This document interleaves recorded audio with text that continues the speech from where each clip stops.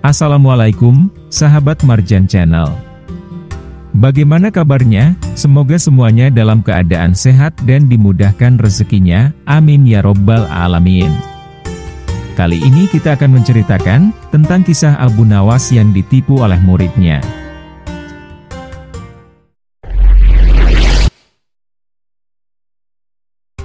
Suatu hari, ketika Abu Nawas dan muridnya dalam satu majelis, Abu Nawas berkata kepada murid-muridnya, bahwa besok akan ada ujian pelajaran agama yang akan dilaksanakan pada pagi hari. Maka dari itu kalian murid-muridku, diharapkan supaya datang tepat waktu, karena ujian akan selesai sebelum waktu zuhur, kata Abu Nawas.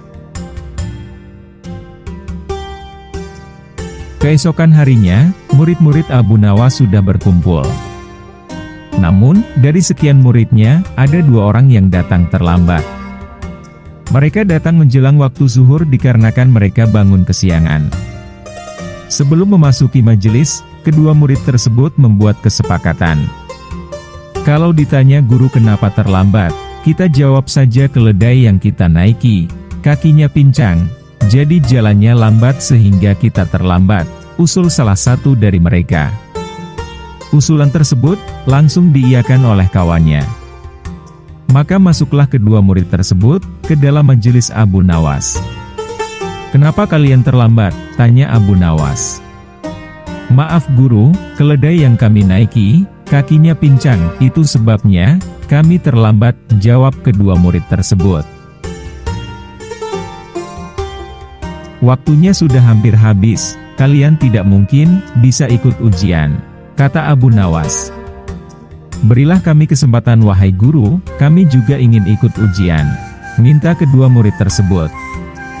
Sejenak Abu Nawas terdiam karena ia merasakan gelagat bahwa kedua muridnya ini ada yang mencurigakan. "Kalian berdua yakin, kalau keterlambatan kalian dikarenakan keledai yang kalian naiki kakinya pincang?" tanya Abu Nawas memastikan. "Benar guru, oleh sebab itulah kami terlambat," balas kedua muridnya tersebut. "Baiklah besok pagi kalian bisa ikut ujian susulan. Tapi, kalian tidak boleh terlambat lagi," kata Abu Nawas. Mendengar itu, kedua muridnya ini pun merasa senang. Keesokan harinya, datanglah kedua murid ini ke majelis Abu Nawas untuk mengikuti ujian susulan. Lalu, Abu Nawas pun membagikan kertas ujian kepada kedua murid tersebut dan Abu Nawas mengawasinya dengan ketat. Ia sengaja duduk di hadapan mereka agar tidak ada yang mencontek atau saling memberitahu. Ketika mereka mulai membaca soal, wajah kedua murid tersebut terlihat panik, karena ternyata pertanyaannya bukan seputar pelajaran agama melainkan pertanyaannya adalah, kaki keledai sebelah mana yang pincang? Alhasil, jawaban kedua murid tersebut berbeda. Murid pertama menjawab kaki sebelah kanan. Murid kedua menjawab kaki sebelah kiri. Setelah jawaban tersebut diserahkan kepada Abu Nawas, ia pun tersenyum sembari menatap kedua muridnya. "Jawaban kalian, mana yang benar, kaki sebelah kiri atau sebelah kanan, atau kalian telah berbohong?" tanya Abu Nawas. Kedua muridnya lalu mengaku bahwa mereka terlambat karena bangunnya kesiangan, bukan karena pincangnya kaki keledai. Abu Nawas pun menasihati kedua murid tersebut. "Kalau kalian jujur dari awal, itu lebih baik. Saya tahu kalian pintar, apalagi dengan pelajaran agama. Kalian akan dengan mudah menjawab ujian kemarin. Tapi, tahukah kalian, kenapa saya memberikan pertanyaan ini? Karena saya ingin kalian jujur. Karena, tidak menutup kemungkinan, kelak kalian akan menjadi ulama. Percuma kalian pintar ilmu agama, tapi suka berbohong. Justru itu akan sangat berbahaya karena bohongnya seorang ulama, bisa berdampak pada orang banyak. Mereka akan mengikuti kebohongan tersebut, karena mereka mengira itu adalah benar.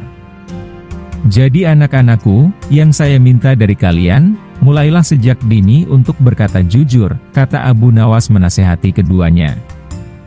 Muridnya ini pun akhirnya menyadari akan kesalahannya, dan berjanji tidak akan pernah lagi berkata bohong, dan berjanji akan selalu bersikap jujur.